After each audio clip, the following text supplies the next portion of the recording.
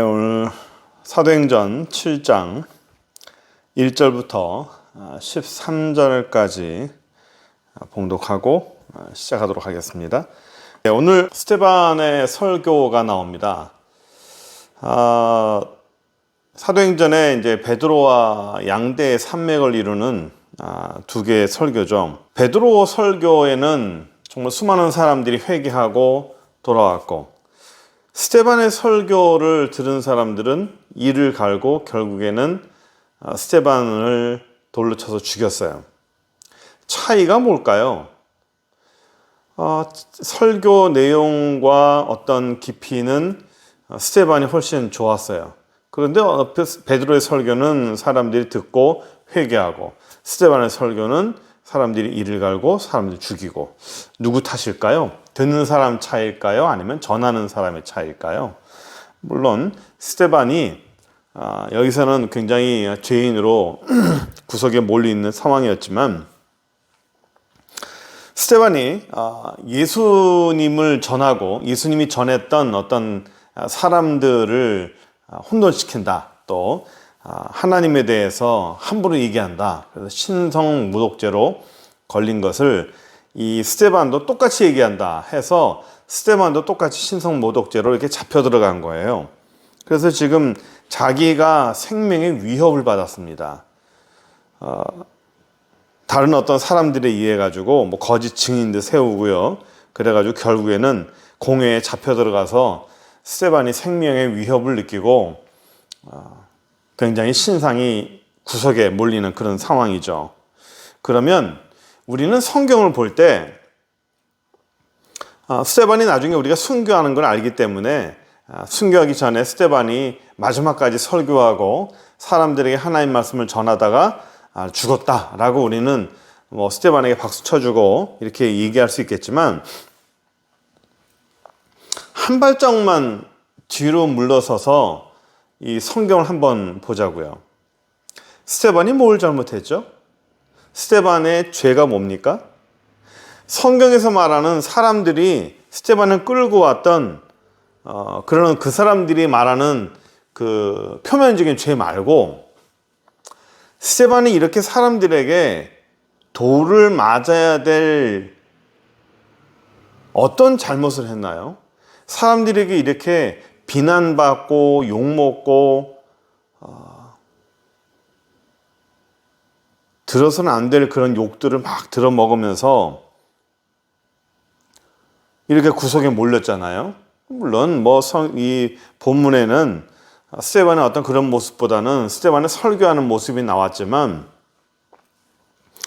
제가 이런 얘기를 왜 하냐면, 우리가 인생을 살다 보면 이 스데반처럼 복음과 관련된 것, 또 예수님과 관련된 것, 또 믿음과 관련된, 나름대로 하나님 앞에서 믿음대로 산다, 복음대로 산다, 또 은혜로 살고 예수를 위해서 열심히 살았어요.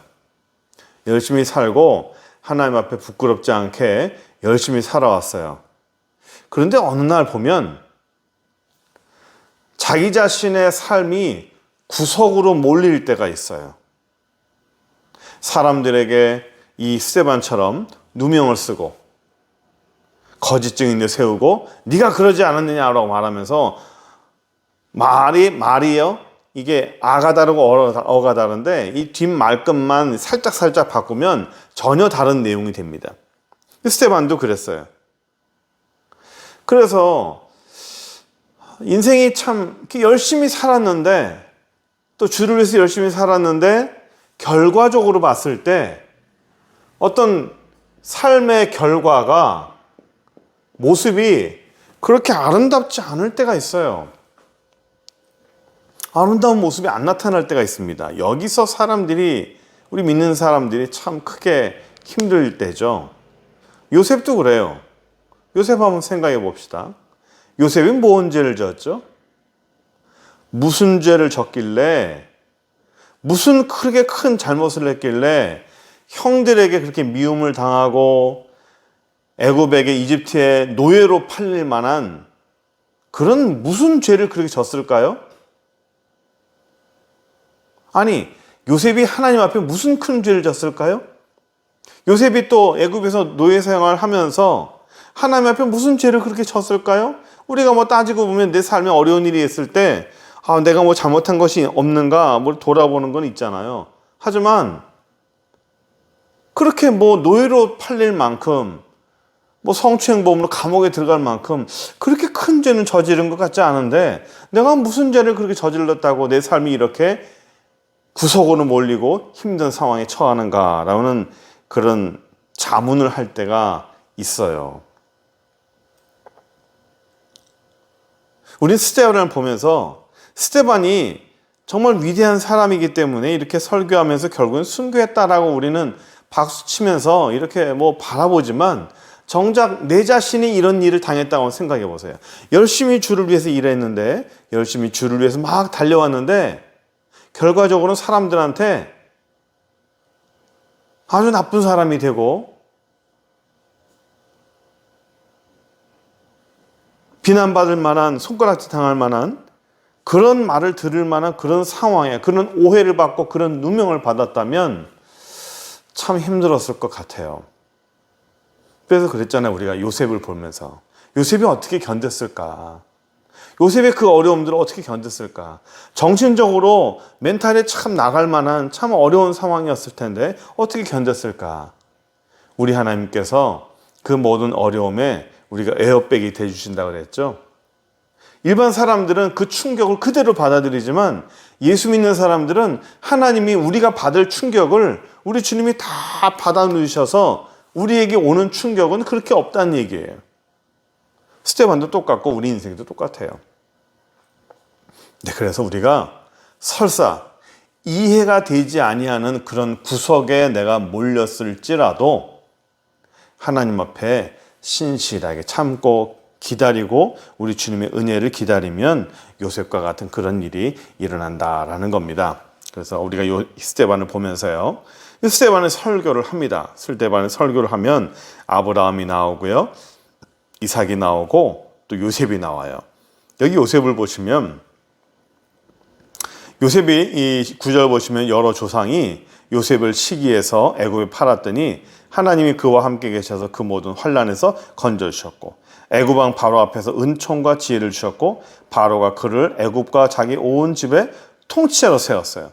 그리고 애굽에 흉년이 있어서 먹을 양식이 없는데 그때 이제 야곱이 애굽에 곡식이 있다는 말을 듣고 먼저 조상들을 다 애굽으로 보냈죠. 그렇게 해서 요셉과 이 야곱의 가족들이 다시 만나게 되고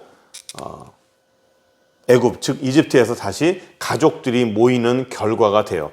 그러니까 요셉을 보면 아까 얘기했지만 참 이해가 되지 아니하는 그런 결과물들이 막 나타나요. 내가 도대체 무슨 죄를 졌길래 이런 일이 벌어졌을까? 내 인생에 왜 이런 일이 벌어질까? 하는 그런 참 기구한 인생을 산 게 바로 요셉 아니겠습니까? 그런데 결과적으로 보면 나중에는 항상 선한 일이 일어난다는 거예요. 그래서 제가 항상 얘기하잖아요. 제가 자주 얘기하죠. 창세기 50장의 주제가 뭐라고요? 악을 선용하시는 하나님이라고요. 하나님은 악을 선용하시는 하나님이에요. 어떤 악한 환경, 요셉이 노예로 팔려가고 거기서 음해를 받고 누명을 쓰고 감옥에 갇히고 이 모든 일들은 악한 환경이에요. 악한 일이에요. 어떻게 하나님이 내 인생에 이런 악한 상황을 허락하실까? 하나님이 어떻게 내 인생에 이런 안 좋은 일을 허락하실까? 스데반도 좀 누명 썼죠? 사람이 누명을 쓴다는 것처럼 참 억울한 일은 없어요. 그런데 그 누명 쓸 때 우리 하나님 뭐 하셨죠? 보고 계신 거예요. 아니죠. 아예 그거를 조장하셨어요.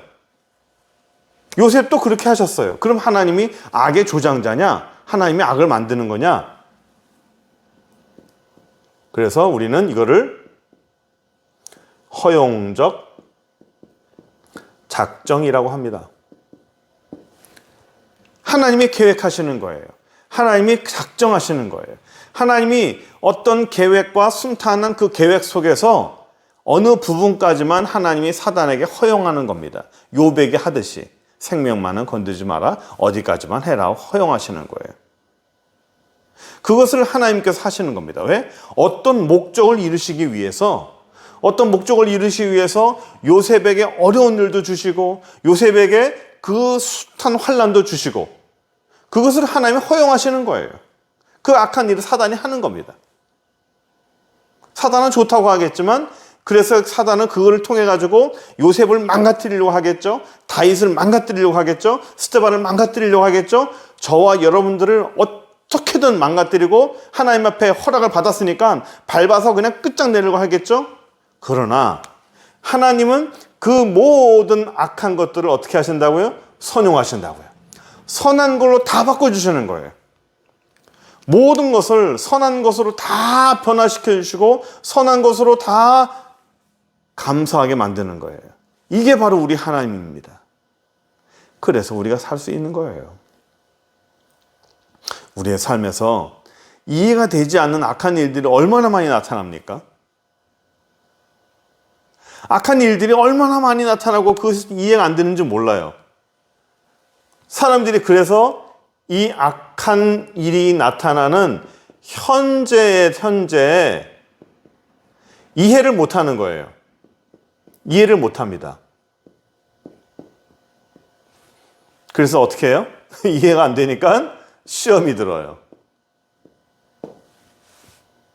그럼 뭐죠? 어떻게 해야 되는 거죠? 시험이 안 들려면 어떻게 해야 될까요?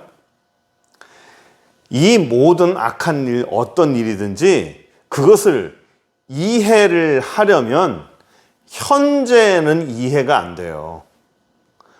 뭐든지 하나님의 뜻은 하나님의 뜻과 경륜은 과거로서만 이해되고 해석이 되는 겁니다.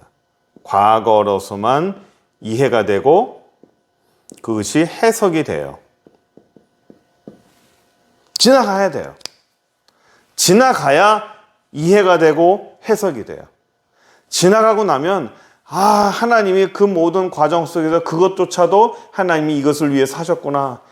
왜 그랬는지 이제 이해가 된다라고 이해가 되고 그래 그거는 그것 때문에 이런 거구나 하고 하나하나 아구가 탁착착착착 맞아 떨어져 가는 거예요. 그래서 우리 하나님은 악을 선용하시는 하나님이에요. 이걸 잊어버리지 않았으면 좋겠습니다. 우리 하나님은 악을 선용하시는 하나님이에요. 우리 하나님은 반드시 악한 모든 것들을 선한 것으로 바꿔주세요. 우리 하나님은 내 삶에 이해되지 않는 모든 것들을 반드시 선한 것으로 바꿔주세요. 반드시 감사한 것으로 바꿔주세요. 그래서 우리가 하나님 앞에 원망하지 않고 항상 감사할 수 있게끔 우리 하나님은 만들어주시는 분임을 믿으시기 바랍니다. 기도하겠습니다. 전능하신 하나님 감사합니다. 예수 이름으로 우리를 축복하여 주시고 모든 악을 선용하셔서 우리에게 선한 길로 인도하시고 모든 악한 것들도 하나님 은혜 안에서 선한 것으로 바꿔주시니 감사합니다. 우리가 항상 우리 입술로 범죄하지 않게 하여 주시고 하나님 하시는 일을 잘 보고 배우고 항상 해석이 될 때까지 이해될 때까지 묵묵히 따라가는 저희들 될 수 있도록 인도하여 주옵소서. 예수 그리스도의 이름으로 기도드립니다. 아멘.